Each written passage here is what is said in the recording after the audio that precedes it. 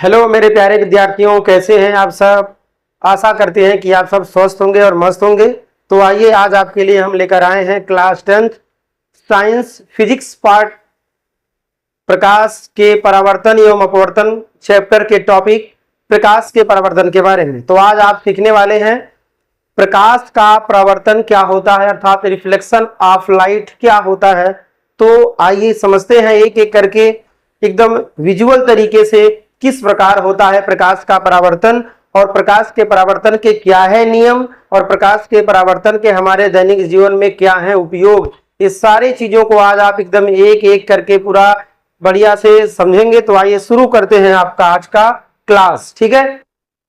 तो आप लोग ध्यान से सुनिए, समझिए, क्योंकि अभी ये जो है आपके फिजिक्स पार्ट के बेसिक जो है टॉपिक चल रहे हैं, बिल्कुल एकदम, जिसमें आपको केवल ध्यान रखना है, सुनना है और समझना है, ठीक है। और लिखने की बात तो क्या किया जाए, बहुत कम ही इसमें लिखना है। देखना ज्यादा है, लिखना कम है, समझना पूरा है, लिखना बहुत कम है। तो सबसे पहले हम बात करते हैं प्रकाश का परावर्तन होता क्या है। तो प्रकाश का परावर्तन एक घटना है। प्रकाश का परावर्तन क्या है? एक घटना है जिसमें प्रकाश जब किसी पालिशदार या चिकने तल पर पड़ता है तो वापस टकराकर लौट जाता है। तो प्रकाश के किसी पालिशदार अथवा चिकने तल से टकराकर वापस लौटने की क्रिया को हम प्रकाश का परावर्तन कहते हैं, ठीक है। अब आप देखिए, ये जो है एक कांच है, इसका तल जो है एकदम सतह क्या है?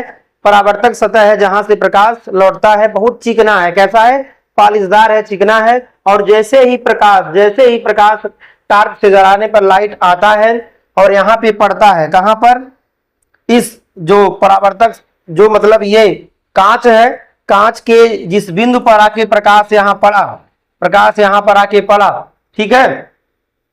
तो यहीं से फिर क्या होगा? लौट जाएगा, दूसरे आएगा, फिर क्या होगा? लौट जाएगा। तो प्रकाश का पृष्ठ पर पड़ना और पुनः टकरा करके वापस लौटना ही क्या है? यही होता है प्रकाश का परावर्तन, ठीक है। बात समझ में आया?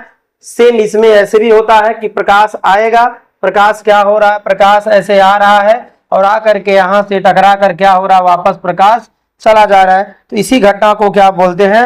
इसी घटनाओं को बोलते हैं रिफ्लेक्शन ऑफ लाइट या प्रकाश का परावर्तन। अब कुछ और जानकारी आप समझ लीजिए कि कौन कौन क्या कहां होता है। तो किसी पालिशदार अथवा चिकने तल की ओर आने वाले प्रकाश किरण को क्या बोलते हैं? ये बोलते हैं हम आपतित प्रकाश किरण। क्या बोलते हैं? आपतित किरण बोल लीजिए, ठीक है। आपतित किरण बोलते हैं, इंसिडेंस रे, ठीक है, इंसिडेंट रे।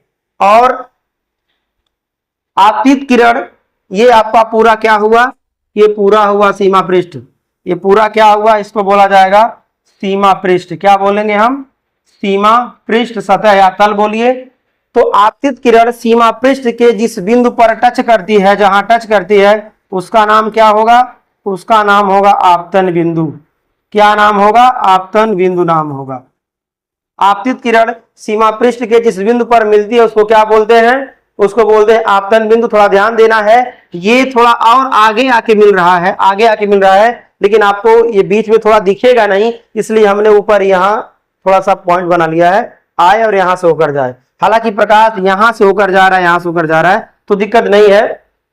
ये चूंकि 3D है, और आपके कॉपी में जो बनेगा वो 2D बनेगा, तो आप अपने कॉपी में 3D जैसा बना नहीं पाएंगे। इसलिए है प्रकाश आए, पृष्ठ पर पड़े और फिर वापस लौट जाए।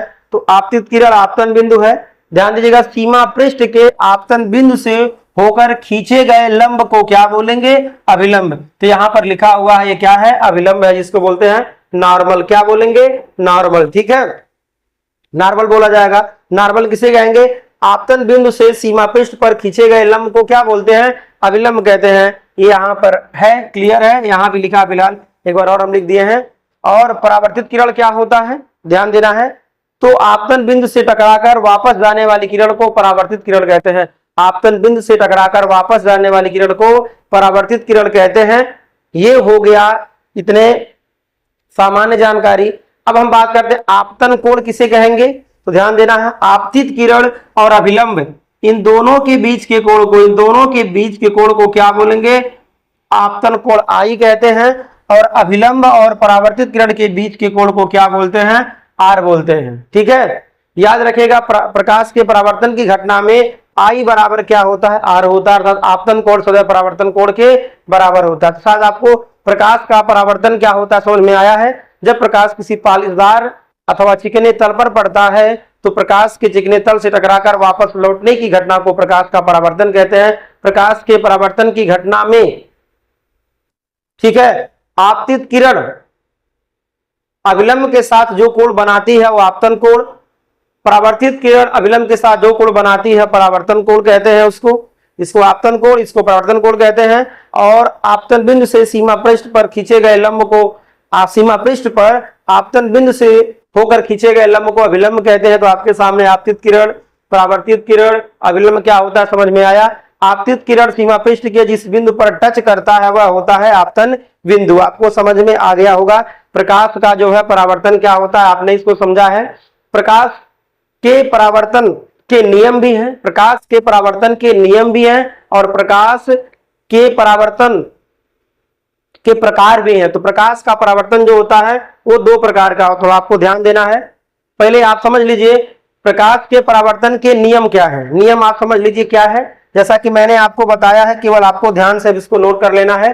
प्रकाश का परावर्तन क्या होता है मैंने आपको क्लियरली बताया है, तो इसको आप आराम से नोट कर लीजिएगा। ठीक है, जो मैंने आपको मौखिक बताया है वही पर यहां लिखित लिखा गया है, आप इसको आराम से नोट कर सकते हैं। ठीक है, तो क्लियर है। अब हम बात करते हैं परावर्तन के नियम क्या होता है।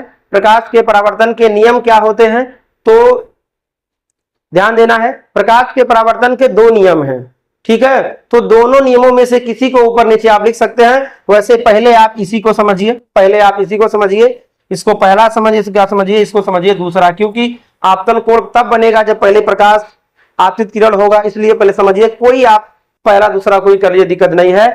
प्रकाश के परावर्तन के नियम में पहला समझिए कि जो आपतित किरण होता है अर्थात ये वाला, आपतन बिंदु पर अभिलंब और परावर्तित किरण तीनों एक ही तल में होते हैं। अर्थात आपतित किरण आपतन बिंदु पर, अभिलंब और परावर्तित किरण तीनों एक ही तल में होते हैं, ये पहला नियम हो जाएगा। और दूसरा नियम क्या होगा, प्रकाश के परावर्तन की घटना में आपतन कोण सदैव परावर्तन कोण के बराबर होता है, अर्थात आई बराबर आर होता है। परावर्तन की घटना में आपतन कोण सदैव परावर्तन कोण के बराबर होता है, अर्थात आई बराबर आर होता है। तो बोर्ड एग्जाम 2027 में क्या आ सकता है, प्रकाश के परावर्तन, प्रकाश का परावर्तन क्या होता है, किसे कहते हैं, ठीक है, ये पूछ सकता है। और प्रकाश के परावर्तन के नियम लिखिए। तो प्रकाश का परावर्तन क्या होता है मैंने आपको मौखिक बताया है और लिखित यहां आप आराम से फिगर बना के नोट कर लीजिए। प्रकाश के परावर्तन के दो नियम होते हैं, मैंने दोनों नियम बताया है, दोनों नियम आप आराम से यहां पर नोट कर सकते हैं। ध्यान रहे फिगर बनाना मस्ट होता है एग्जाम में, फिगर नहीं बनाएंगे तो आप एग्जाम में नंबर नहीं पाएंगे। तो समझ में आ गया होगा, जिसको प्रकाश का परावर्तन समझ में आया, नियम समझ में आया, कमेंट बॉक्स में आप लोग फटाफट लिखिए यस सर, यस सर। ठीक है, फटाफट आप लोग लिखिए। अब आइए अब हम बात कर लेते हैं प्रकाश के परावर्तन के प्रकार के बारे में। प्रकाश का परावर्तन कितने प्रकार का होता है, ठीक है, तो एक बार फिर से आप समझ लीजिए। ये है आपके सामने दर्पण है, ठीक है, प्रकाश आकर पड़ेगा इस पर तो क्या होगा, लौट जाएगा। तो ये पूरा प्रोसेस वही वाला है। अब आपको चूंकि गोली दर्पण पढ़ना है पूरा, तो आप डिटेल में पूरा सीखेंगे।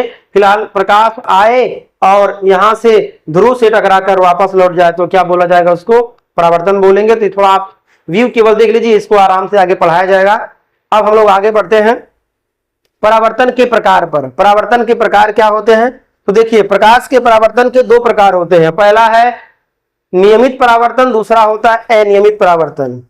क्या होता है, पहला नियमित अर्थात रेगुलर रिफ्लेक्शन, दूसरा होता है इरेगुलर रिफ्लेक्शन अर्थात अनियमित परावर्तन। तो नियमित परावर्तन क्या होता है और अनियमित परावर्तन क्या होता है, तो वह है परावर्तन जिसमें प्रकाश के परावर्तन के नियमों का पालन होता है, जिसमें प्रकाश के नियमों का, जिसे प्रकाश के परावर्तन के नियमों का पालन होता है वह होता है नियमित परावर्तन, और जिसमें प्रकाश के परावर्तन के नियमों का पालन नहीं होता है वह होता है अनियमित परावर्तन। यह हुआ परावर्तन के नियम के आधार पर। अब दूसरी बात आई, और कैसे जानेंगे, तो चिकने तल से, पालिशदार या चिकने तल से प्रकाश का परावर्तन नियमित परावर्तन होता है। अर्थात प्रकाश का तल, जो तल होता है, तल जहां से प्रकाश लौटता है चिकने तल से प्रकाश का परावर्तन नियमित परावर्तन होता है, और खुरदुरे अर्थात उभरे हुए तल से परावर्तन कैसे होता है? उभरे हुए तल से प्रकाश का परावर्तन जो है अनियमित परावर्तन होता है। ये देखिए, ये अनियमित परावर्तन और ये है विसरित परावर्तन है, कह सकते हैं इसको, बोल सकते हैं अनियमित। क्या बोलेंगे हम? अनियमित। ठीक है, हाँ, समझ में आया आपको? ये पहला हुआ नियमित, दूसरा हो गया अनियमित। कोई डाउट है इसमें? प्रकाश के परावर्तन के नियम का पालन होता है। प्रकाश आएगा, अगर समांतर प्रकाश किरणें आती हैं तो क्या होंगी? समांतर प्रकाश किरणें निकल जाती हैं। नियमित परावर्तन में प्रकाश किरणें समांतर आती हैं और समांतर जाती हैं, आएंगी ऐसे जाएंगी ऐसे, क्योंकि इसमें परावर्तन के नियमों का पालन होता है। और जो खुरदुरा होता है, जो समतल नहीं होता है, उसमें कैसे प्रकाश का परावर्तन होता है? आएंगी तो समांतर, प्रकाश किरणें सभी समांतर आएंगी, लेकिन जाएंगी तितर बितर, एड़ बेड़ टेढ़ होकर जाएंगी। ठीक है, तो जिसमें प्रकाश के नियमों का पालन, प्रकाश के परावर्तन के नियमों का पालन न हो, वह होता है अनियमित। खुरदुरे तल से, त्वचा आपका शरीर है ना, ये यहां से प्रकाश का परावर्तन होगा तो क्या होगा? अनियमित होगा। किसी दीवार जो प्लास्टर नहीं किया गया है, वैसे क्या होगा? जो बिना प्लास्टर वाला जो कोई अगर दीवार है तो वहां से क्या होगा? अनियमित परावर्तन होगा। लेकिन आपके मोबाइल के स्क्रीन से, कांच के पृष्ठ से, ठीक है, चमकदार जो एकदम प्लेन होगा, वहां से परावर्तन नियमित होगा। खुरदुरे वाले से क्या होगा? अनियमित होगा। शायद आपको समझ में आ गया होगा। अब आइए एक एक करके हम समझ लेते हैं, बारी बारी से। देखिए एक बार फिर समझिए, नियमित परावर्तन क्या होता है? प्रकाश समांतर आएगा और वापस लौट के जाएगा। ठीक है, थोड़ा ध्यान देना है। और अनियमित में क्या होता है? खुरदुरा रहे। कैसा रहे? एकदम बिल्कुल खुरदुरा रहे। देखिए यहां पर थोड़ा मिस्टेक है, यहां पे थोड़ा मिस्टेक है, दिक्कत नहीं है। तो खुरदुरी सतह से बिखरी हुई किरणें अगर सब दिशाओं में जाती हैं तो वो क्या होगा? वो होगा अनियमित। और ऐसे समांतर आए समांतर जाए तो क्या होगा? वो होगा नियमित परावर्तन। शायद आपको अब समझ में आ गया होगा। अब हम बात करते हैं परावर्तन के नियम, तो आपने सीख लिया है। उदाहरण और अनुप्रयोग क्या है? परावर्तन के हमारे दैनिक जीवन में अनुप्रयोग कहाँ है? तो देखिए, प्रकाश के परावर्तन के कारण ही हम देख पाते हैं वस्तुओं को। पहली बात तो यह है, सीधी सी बात, प्रकाश के परावर्तन के कारण ही हम वस्तुओं को देख पाते हैं। वस्तुओं से प्रकाश हमारी आंखों में परावर्तित होकर पड़ता है, जिसके कारण हमें वस्तु को दिखाई देती है। तो समझ में आया? प्रकाश के परावर्तन के कारण ही समझिए कोई वस्तु हमें दिखाई देती है, वो वस्तु से प्रकाश टकराकर हमारी आंखों पे पड़ता है। ये हो गया है। हम शीशे में, दर्पण में अपना मुंह देखते हैं तो वहां जो हमारा इमेज बनता है, परावर्तन के रूल को फॉलो करते हुए बनता है। शीशे में जो हमारा इमेज बनता है, ठीक है, वहां पे प्रकाश का परावर्तन नियम लागू होता है, प्रकाश परावर्तित होकर आता है, तब जाकर हम दिखाई देते हैं। पेरिस्कोप दूसरा है। पेरिस्कोप ये क्या होता है? तो ये एक यंत्र होता है। पेरिस्कोप क्या होता है? एक यंत्र होता है, ठीक है, जो पनडुब्बियों में यूज होता है। पनडुब्बी में जो पानी के नीचे लोग गोताखोर लोग जाते हैं, उनके पास डिवाइस होता है। ऊपर क्या है, या वो ऊपर है, वो नीचे क्या है, वो सब आसानी से देख सकते हैं। प्रकाश को परावर्तित करके, ठीक है, देखा जा सकता है कौन कौन कैसे क्या हो रहा है। ठीक है, ये उपकरण होता है, दर्पण आधारित उपकरण होता है। इसमें दर्पण के द्वारा, दर्पण से होकर के प्रकाश किरणें परावर्तित होकर के दूसरे स्थान तक पहुंच जाती हैं। वाहनों में पीछे देखने के लिए दर्पण का प्रयोग होता है, तो उसमें प्रकाश के परिवर्तन के रूल फॉलो होते हैं, प्रकाश का परिवर्तन होता है, तभी तो वस्तुएं दिखती हैं। सौर ऊर्जा केंद्र, प्रकाश आता है और टकरा कर जाता है। तो ये सब सारी चीजों में, प्रकाशिक यंत्रों में एक प्रकार समझिए कुछ कुछ काम आता है ये। तो शायद आपको दैनिक जीवन में प्रकाश के परावर्तन का अनुप्रयोग समझ में आया है। अभी होता है पूर्ण आंतरिक परावर्तन, जिसमें प्रकाश पूरा लौट जाए। ठीक है, तो ठंडे प्रदेशों में मरीचिका, गर्म प्रदेशों में मरीचिका, ठीक है, प्रकाशिक तंतु, ये सारी चीजों को आप आगे पढ़ेंगे। फिलहाल तो प्रकाश के परावर्तन का उदाहरण कहाँ कहाँ है? वस्तुओं को देखना, वस्तुओं से प्रकाश टकरा कर आता है ना, तो अपने चेहरे को आप शीशे में देखते हैं तो वो सारा सिस्टम क्या है? प्रकाश के परावर्तन पर आधारित है। तो शायद आपको धीरे धीरे समझ में आ रहा होगा। अब दैनिक जीवन में उपयोग हमने बताया ना, प्रसाधन के लिए आप दर्पण, जब आप शेविंग करते हो तो देखते हो, तो वहां पे प्रकाश के परावर्तन का रूल लगता है, प्रकाश टकरा कर वापस आता है। इमारतों में जो कांच लगा होता है, कांच से प्रकाश टकरा कर वापस जाता है, जिससे अंदर का स्पेस जो है ठंडा रहता है। झील का शांत पानी जब होता है, प्रकाश आता है, टकरा कर वापस जाता है। थर्मल फ्लास्क में ये है ना, चिकनाई है तो टकरा के लौट जाएगा। ट्रैफिक सिग्नल में भी एक प्रकार से समझिए रूल लागू होता है। तो ये था, एग्जाम में ये सब एक भी नहीं आएगा। हाँ, प्रकाश का परावर्तन क्या होता है? प्रकाश का परावर्तन क्या होता है? परावर्तन के नियम लिखिए। ठीक है, ये सवाल जो एग्जाम में आएगा, क्वेश्चन एग्जाम में आएगा। तो आपको आज का क्लास कैसा लगा आप लोग कमेंट बॉक्स में जरूर बताएं। और आगे कल आप सीखने वाले हैं प्रतिबिंब। कल आप सीखेंगे प्रतिबिंब किसे कहते हैं, प्रतिबिंब के प्रकार सीखेंगे और गोली दर्पण पर प्रतिबिंब कल आपका हेडिंग रहेगा। तो आप लोग डेली वीडियोस को वॉच करिए और आप लोग हमारे एमए वाला ऐप को डाउनलोड करके कोर्स को जरूर परचेज करिए। आप सभी कोर्स को परचेज करके बढ़िया से तैयारी करिए, ठीक है। तो आज इतना ही। Thanks for watching my video.